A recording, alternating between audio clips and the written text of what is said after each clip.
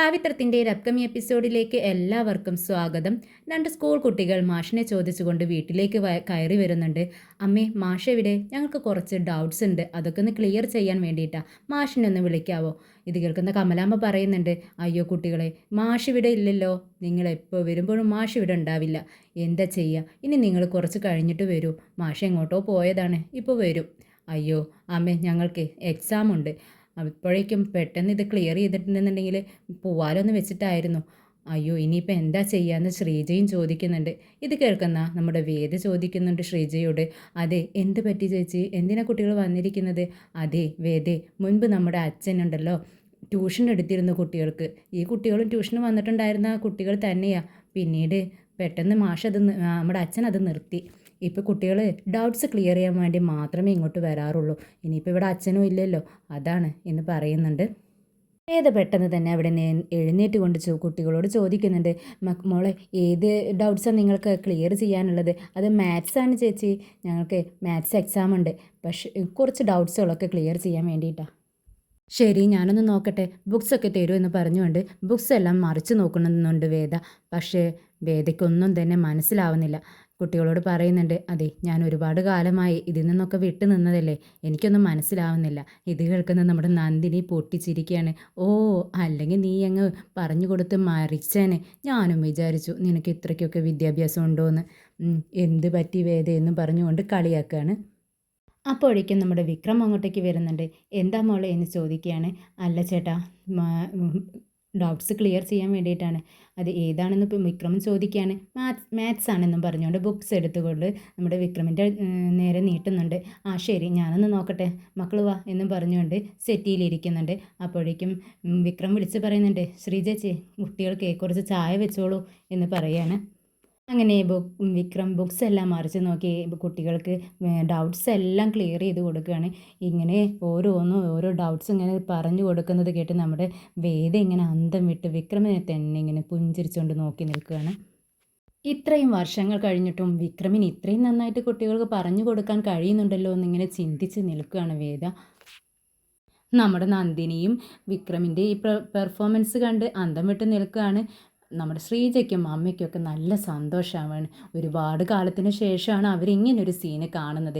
അങ്ങനെ കുട്ടികൾക്ക് സന്തോഷമാവുന്നുണ്ട്. എല്ലാം മനസ്സിലായതിന് ശേഷം അവർ ബുക്സ് എല്ലാം എടുത്ത് വെച്ച് പോവാൻ നിൽക്കുകയാണ്. വിക്രം പറയുന്നുണ്ട്, മക്കളെ എല്ലാം മനസ്സിലായല്ലോ, ഇത്രയേ ഉള്ളൂ, ഇതിനൊന്നും ഒരു ബുദ്ധിമുട്ടേ ഇല്ല, നിങ്ങളൊന്ന് ശ്രദ്ധിച്ചാൽ മതി. പിന്നെ എക്സാമിൽ നല്ല മാർക്ക് വാങ്ങണം, നിങ്ങൾ നല്ല കുട്ടികളായി നല്ല ജോലിയൊക്കെ വാങ്ങി നന്നായി പഠിക്കണം മക്കളെ എങ്കിലേ കാര്യമുള്ളൂ എന്ന് വിക്രം പറയുകയാണ്.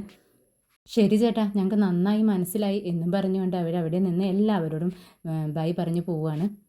വിനയൻ റൂമിലേക്ക് ചെല്ലുന്ന സമയത്ത് നന്ദിനി അങ്ങോട്ടേക്കും ഇങ്ങോട്ടേക്കും നടന്നുകൊണ്ട് ഇങ്ങനെ പിച്ചും പയും പറഞ്ഞുകൊണ്ട് നടക്കുകയാണ്. എന്ത് പറ്റി ഇവനിക്ക് എങ്ങനെ ഇത് പറഞ്ഞു കൊടുക്കാൻ സാധിച്ചോ? ഇവന് എത്ര വർഷമായി പഠിച്ചു കഴിഞ്ഞിട്ട്, എന്നിട്ട് ഈ മാത്സ് എങ്ങനെ ഇവനിക്ക് ഇത്രയും പറഞ്ഞു കൊടുക്കാൻ പറ്റി? എന്നൊക്കെ ഇങ്ങനെ പറഞ്ഞുകൊണ്ട് ഇങ്ങനെ നടക്കുകയാണ്. ഇത് കേൾക്കുന്ന നമ്മുടെ വിനയം പറയുന്നുണ്ട്, ഓ ഇവൾക്കിതെന്ത് പറ്റി? ഇവളുടെ നടത്തം കണ്ടിട്ട് പന്തികേടുണ്ടല്ലോ. അല്ല നന്ദിനി, എന്തു പറ്റി? നിൻ്റെ ഈ നടത്തം കണ്ടിട്ട് എനിക്ക് പേടിയാവുന്നു. എന്തോ വലിയൊരു പ്രശ്നമുണ്ടാക്കാൻ പോകുന്നതിൻ്റെ ഒരു മുന്നോടിയായിട്ടുള്ള തയ്യാറെടുപ്പാണോ ഇതെന്ന് എനിക്കൊരു ഡൗട്ടുണ്ട് എന്നൊക്കെ പറയുകയാണ് വിനയൻ. ഓടി ചെന്നിട്ട് നന്ദിനി വിനയോട് പറയുന്നുണ്ട്, അതെ വിനയേട്ടന് അറിയാവോ, ഇന്നിവിടെ ഒരു സംഭവം ഉണ്ടായി. കുറച്ച് കുട്ടികൾ വന്നിട്ട് മാത്സിലെ ഡൗട്ട്സൊക്കെ ചോദിച്ചു. നമ്മുടെ വിക്രമുണ്ടല്ലോ, അത് എത്ര കൂളായിട്ടാണ് പറഞ്ഞു കൊടുത്തതെന്ന് അറിയാവോ? അവനൊരു മാഷിൻ്റെ മകനാണെന്നുള്ളതൊക്കെ സത്യം തന്നെ. ഇപ്പോൾ വിനയേട്ടനും വിഷുവേട്ടനും ഒക്കെ അച്ഛൻ്റെ മക്കൾ തന്നെ. പക്ഷേ നിങ്ങൾക്കൊന്നും ഇല്ലാത്തൊരു കഴിവല്ലേ വിക്രമിന് കിട്ടിയിരിക്കുന്നത്. അപ്പോൾ എന്തുകൊണ്ടാണ് നിങ്ങൾക്കതൊന്നും കഴിയാതിരുന്നത് എന്ന് ചോദിക്കുക കേട്ടോ. ഇത് കേൾക്കുന്ന വിനയൻ ആകെ പരുങ്ങാണ്. ഇവളോട് ഇത് എന്ത് മറുപടി പറയണമെന്ന് അറിയാതെ. എടി നന്ദിനി, നീ എന്തൊക്കെയായി പറയുന്നത്? എല്ലാവരും ഒരുപോലെയാണോ? ഒരച്ഛൻ്റെ മക്കൾ എല്ലാവരും ഒരുപോലെയാവോ? ഇപ്പോൾ തന്നെ നോക്ക്, സ്ഥലക്കച്ചവടം ചെയ്യുന്നുണ്ട്. അക്കാര്യം വിക്രമിന് ചെയ്യാൻ പറ്റുമോ? ഇല്ല. അതുപോലെ തന്നെ വിക്രമിനെ ഈ കാണുന്ന പോലെയൊന്നുമല്ല. പണ്ട് നന്നായി പഠിച്ചിരുന്നു വിക്രം. റാങ്ക് ഹോൾഡറാണ് വിക്രം. അവനുണ്ടല്ലോ, എനിക്ക് പോലും ഡൗട്ട്സ് എല്ലാം ക്ലിയർ ചെയ്ത് തന്നിട്ടുണ്ടായിരുന്നു. അത്രയും നല്ലൊരു കുട്ടിയായിരുന്നു അവൻ. ഇപ്പോൾ ഇങ്ങനെ ആയതൊന്നും നോക്കണ്ട കേട്ടോ. അവൻ നല്ല വിദ്യാഭ്യാസമുണ്ട്. അത് നിനക്ക് അറിയാവുന്നതല്ലേ എന്ന് ചോദിക്കുന്നുണ്ട്. പിന്നീട് വിനയം പറയാണ്, അതെ ഇപ്പം തന്നെ കണ്ടില്ലേ നമ്മുടെ വേദ നല്ലൊരു ജോലി, നമ്മൾ നല്ല വിദ്യാഭ്യാസമുണ്ട്, നല്ലൊരു ജോലിയുണ്ട്. അവൾ ഓൺലൈനായിട്ടാണ് ജോലി ചെയ്യുന്നത്. അതുപോലെ വല്ലതും നിനക്ക് ചെയ്യാൻ പറ്റുമോ? നീ എന്താ ജോലിക്കൊന്നും നോക്കാത്തതെന്ന് ചോദിക്കുമ്പോൾ കൂളായിട്ട് നന്ദിനി പറയുന്നുണ്ട്, അത് പിന്നെ എനിക്ക് അതിനുള്ള വിദ്യാഭ്യാസമൊന്നും ഇല്ലല്ലോ, അതുകൊണ്ടാണ് എന്ന് പറയാം കേട്ടോ. അപ്പോൾ വിനയം പറയുന്നുണ്ട്, അത് തന്നെയാണ് ഞാനും പറഞ്ഞത്, എനിക്കതിനുള്ള വിദ്യാഭ്യാസം ഇല്ല, അതുകൊണ്ടാണ് ഞാനും എന്നെ കൊണ്ട് പറ്റുന്ന വർക്കൊക്കെ ഞാൻ ചെയ്യുന്നത്. നിനക്കെന്താ അതൊന്നും പിടിക്കുന്നില്ല എന്ന് ചോദിക്കുന്നുണ്ട്. പിന്നീട് നന്ദിനി പറയുന്നുണ്ട്, അത് വിനയേട്ടൻ എനിക്ക് കുറച്ച് മാത്സൊക്കെ പറഞ്ഞതാ. എന്താണെന്നറിയോ, ഒരു കുട്ടിക്ക് ഒരു 1000 രൂപ മേടിച്ചാൽ ഒരു 10-40 കുട്ടികളുണ്ടെന്നുണ്ടെങ്കിൽ എത്ര ട്യൂഷൻ ഫീസ് കിട്ടും? ഒരു മാസത്തെ ശമ്പളം ഒന്ന് ആലോചിച്ച് നോക്കി വിനയേട്ടാ, എനിക്ക് അങ്ങനെ ഒന്ന് തുടങ്ങാനായിരുന്നു എന്നൊക്കെ പറയാം കേട്ടോ. അപ്പോഴേക്കും വിനയും പറയുന്നുണ്ട്, നീ വേണ്ടാത്തതൊന്നും ചിന്തിക്കേണ്ട നന്ദിനി, നീ നിന്നെ കൊണ്ട് പറ്റുന്നത് വല്ലതും ചെയ്യുമെന്നും പറഞ്ഞുകൊണ്ട് വിനയ അവിടെ നിന്ന് പതുക്കെ മുങ്ങാണ്. വിക്രം വന്ന് വേദയുടെ പവർ ബാങ്ക് എടുത്തുകൊണ്ട് പോവുകയാണ്. ഇത് കാണുന്ന വേദ വേഗം തന്നെ വന്നിട്ട് പറയുന്നുണ്ട്, അതെ നിൽക്ക്, നീ തൻ്റെ കയ്യിലെന്താ, താൻ ഇതെടുത്ത് എങ്ങോട്ടാണ് പോകുന്നതെന്ന് ചോദിക്കുന്നുണ്ട്. വിക്രം വേഗം തന്നെ, ഇതെന്താ അറിയാനുള്ളത്? Power bank? ഓ, ഇത് ആരുടേതെന്ന് അറിയാവോ? എൻ്റേതാ. അതിനെന്താ, ഞാനിത് പിടിച്ച് വിഴുങ്ങാനൊന്നും പോകുന്നില്ല. ആവശ്യം കഴിഞ്ഞാൽ ഞാൻ ഇതിവിടെ തന്നെ കൊണ്ടുവന്ന് വയ്ക്കും. ആ, അതൊക്കെ ശരി തന്നെയാണ്, പക്ഷേ ഇത് എടുക്കുന്നതിന് മുന്നേ ഇതിൻ്റെ ഉടമസ്ഥനോടൊന്ന് ചോദിക്കണമെന്നൊരു മര്യാദയുണ്ട്, അതൊന്നും ചെയ്യുന്നില്ലല്ലോ എന്ന് ചോദിച്ചുകൊണ്ട് വേദ ഇങ്ങനെ കളിയാക്കുന്നുണ്ട്.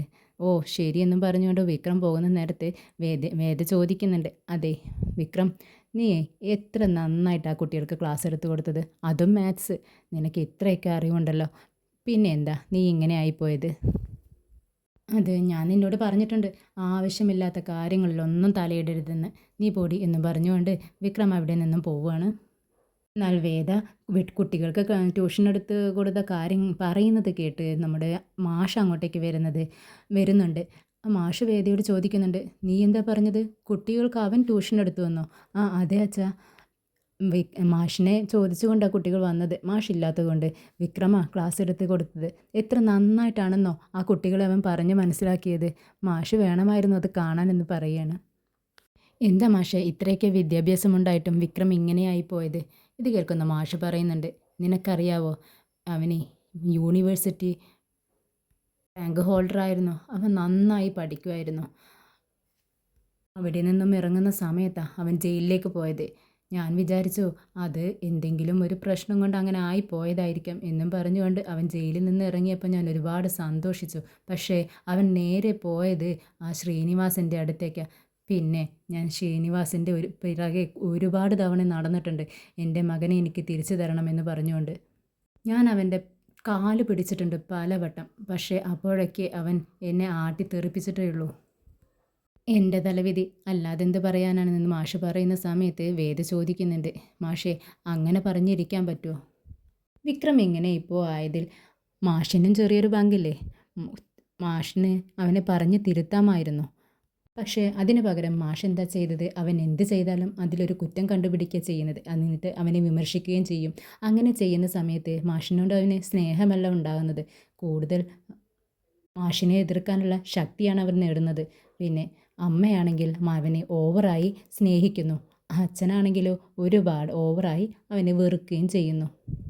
ഇത് കേൾക്കുന്ന മാഷ് ചോദിക്കുന്നുണ്ട്, നീ എന്താ അവനിങ്ങനെ ആവാൻ കാരണം ഞാനാണെന്നോ പറഞ്ഞു വരുന്നത്? ഏയ് അങ്ങനെയല്ല മാഷേ, ഞാൻ അങ്ങനെയല്ല ഉദ്ദേശിച്ചത്. മാഷിന് അവനെ ഒരു കൗൺസിലിങ്ങിനെങ്കിലും കൊണ്ടുപോകാമായിരുന്നു. ഇനിയിപ്പോൾ അതൊന്നും പറഞ്ഞിട്ട് കാര്യമില്ലല്ലോ, നമുക്ക് എന്തായാലും ഒന്ന് ശ്രമിച്ച് നോക്കാം. നമുക്ക് 2 പേർക്കും കൂടെ ശ്രീനിവാസൻ സാറിൻ്റെ അടുത്തേക്ക് പോവാം. എന്നിട്ട് മാഷ് അവരോട് ആജ്ഞാപിക്കണം, എൻ്റെ കാല് പിടിക്കുകയല്ല വേണ്ടത്, എൻ്റെ മകനെ തിരിച്ചു തരണമെന്ന് കർശനമായി തന്നെ പറയണം. അപ്പോഴേക്കും മാഷ് പറയുന്നുണ്ട്, അതെ പറ്റത്തില്ല വേദ, ഞാൻ വരില്ല. ഞാൻ പലവട്ടം അവൻ്റെ കാൽ പിടിച്ചതാണ്, ഇനി അപ്പോഴൊന്നും അവൻ അനുസരിച്ചിട്ടില്ല. ഇനി ഒരു തവണ കൂടി നാണം കെടാൻ വേണ്ടി എനിക്ക് പറ്റത്തില്ല. ഞാൻ അവൻ്റെ കാര്യം പറഞ്ഞുകൊണ്ട് ഇനി ഒരിക്കലും അയാളുടെ മുന്നിൽ ചെല്ലില്ല. അവൻ ചെറിയ കുട്ടിയൊന്നും അല്ലല്ലോ, കാര്യങ്ങളെല്ലാം മനസ്സിലാക്കേണ്ട പ്രായമായി. ഇനി അവൻ സ്വയം അറിഞ്ഞുകൊണ്ട് തിരിച്ചു വരട്ടെ എന്നും പറയുകയാണ് മാഷ്. കുറച്ച് കഴിഞ്ഞ് വേദ ഡ്രസ്സെല്ലാം മാറ്റി പുറത്തേക്ക് പോവാൻ വേണ്ടി നിൽക്കുകയാണ്. ശ്രീചേച്ചിയോട് പറയുന്നുണ്ട്, ശ്രീചേച്ചി എനിക്കൊരു പാഴ്സൽ വരും, ചേച്ചി അത് സൈൻ ചെയ്ത് മേടിച്ച് വെക്കണം കേട്ടോ എന്ന് പറയാണ്. ആ ശരി വേദ, നീ പൊക്കോ എന്ന് പറയുന്നുണ്ട്. അപ്പോഴേക്കും നന്ദിനി അവിടുന്ന് വന്നിട്ട് പറയാണ്, അതെ നീ എന്താ നാണം കെട്ടിട്ട് പോവാണോ, ഓടി ഒളിക്കാൻ വേണ്ടി പോവാണോ എന്നൊക്കെ പറഞ്ഞ് വേദയെ കളിയാക്കുകയാണ്. അങ്ങനെ വേദ പറയുന്നുണ്ട്, അതെ ഞാനിങ്ങനെ ഒളിച്ചോടത്തൊന്നുമില്ല. ഞാനൊരു കാര്യം പറഞ്ഞിട്ടുണ്ടെങ്കിൽ അത് സാധിപ്പിച്ചെടുക്കും. സാധിക്കുന്ന കാര്യങ്ങൾ മാത്രമേ ഞാൻ പറയത്തുള്ളൂ. ഞാൻ വിക്രമിൻ്റെ കൂടെ ജീവിക്കും, അവൻ്റെ ഭാര്യയായി ജീവിക്കുമെന്ന് പറഞ്ഞാൽ അത് നടത്തി തന്നെ കാണിക്കും. പിന്നെ അതുവരെ, അത് നടക്കുന്നത് വരെ ഉണ്ടല്ലോ, ഞാനിവിടെ ഉല്ലസിച്ച് ആഘോഷിച്ച് ചാടിയും ഓടിയും കളിച്ചും ഒക്കെ ഞാനിവിടെ ജീവിക്കും, എനിക്ക് ഇഷ്ടമുള്ളതുപോലെ. എന്താ പറ്റത്തില്ലേ ചേച്ചി എന്ന് ചോദിക്കുകയാണ്. ഇത് കേൾക്കുന്ന നന്ദിനി, ചേച്ചിന്നോ, നീ എന്തിനാടി എന്നെ ചേച്ചീന്ന് വിളിക്കുന്നത്? ഓ ചേച്ചീന്ന് എന്നെ വിളിക്കും, ചേച്ചി ചേച്ചി എന്നൊരു 3-4 പ്രാവശ്യം നേരെ വിളിച്ചുകൊണ്ട് അങ്ങേക്ക് പോവുകയാണ്. അപ്പോഴേക്കും ശ്രീജ അവിടെ നിന്ന് പറയുന്നുണ്ട്, അതെന്തിനാ നന്ദിനി ഇതൊക്കെ കേൾക്കാൻ വേണ്ടി നിൽക്കുന്നത് നീ? അവളൊരു കാര്യം പറഞ്ഞിട്ടുണ്ടെങ്കിൽ അത് സാധിക്കും, നിനക്കും അത് അറിയാവുന്നതല്ലേ. നമ്മുടെ പോലെയല്ല അവൾ ബുദ്ധിശാലിയാന്ന് പറയാണ്. അപ്പോൾ നന്ദിനി ചോദിക്കുന്നുണ്ട്, ശ്രീജേച്ചി ഇപ്പോൾ അവളുടെ ഭാഗത്താണല്ലേ? ഞാൻ ആരുടെയും ഭാഗത്തല്ല, ഞാൻ എല്ലാവരുടെയും ഭാഗത്തുണ്ട്, ഒരാളുടെയും ഭാഗത്തല്ല എന്ന് പറയുകയാണ് ശ്രീജ. വിക്രം ശ്രീനിവാസൻ സാറിൻ്റെ അടുത്തേക്ക് ചെല്ലുന്നുണ്ട്. ചെന്ന ഉടനെ തന്നെ ഒരു പേപ്പർ എടുത്തുകൊണ്ട് വിക്രമിനെ കാണിക്കുകയാണ്. എന്താ സാറേ ഇത്, നീ അതിലേക്കൊന്ന് സൂക്ഷിച്ചു നോക്ക്. വിക്രം നോക്കിക്കൊണ്ട് പറയുന്നുണ്ട്, അതിനെന്താ, ഇതിൽ ഒരു മെഡിസിൻ കഴിച്ച് റിയാക്ഷൻ വന്ന ഒരു ഫോട്ടോയും അതിനെ ആൾക്കാർ അധിക്ഷേപിച്ചുകൊണ്ട് ഒരു സംഘർഷവും ഉണ്ടായ ഒരു ഫോട്ടോ അല്ലേ കാണുന്നതെന്ന് ചോദിക്കുന്നുണ്ട്. ഓ അത് തന്നെ, പക്ഷേ അത് റിയാക്ഷൻ അല്ലടാ. അതെ, റിയാക്ഷൻ വരാനുള്ള കാരണം എന്താണെന്ന് അറിയാവോ? മെഡിസിൻ്റെ ഡേറ്റ് കഴിഞ്ഞ മെഡിസിൻ ആ ഹോസ്പിറ്റലിൽ ഉപയോഗിക്കുന്നുണ്ട്. എനിക്ക് ഇൻഫോർമേഷൻ കിട്ടിയത് അവിടുത്തെ ഒരു ഡോക്ടർ തന്നെ എനിക്ക് ഇൻഫോം ചെയ്തതാണ് എന്ന് പറയുകയാണ്. അപ്പോഴേക്കും വിക്രം പറയുന്നുണ്ട്, ആണോ, എങ്കിൽ അവിടുത്തെ ഡീറ്റെയിൽസ് ഒക്കെ ഒന്ന് തരൂ. അങ്ങനെ പാവപ്പെട്ട ജനങ്ങളെ പറ്റിക്കാൻ പറ്റത്തില്ലല്ലോ, എന്താ ചെയ്യാൻ പറ്റുകയെന്ന് ഞാനൊന്ന് നോക്കട്ടെ, ഡീറ്റെയിൽസൊക്കെ സാർ എൻ്റെ ഫോണിലേക്ക് അയക്കുമെന്നും പറഞ്ഞുകൊണ്ട് വിക്രം അവിടെ നിന്നും പോകുന്നുണ്ട്.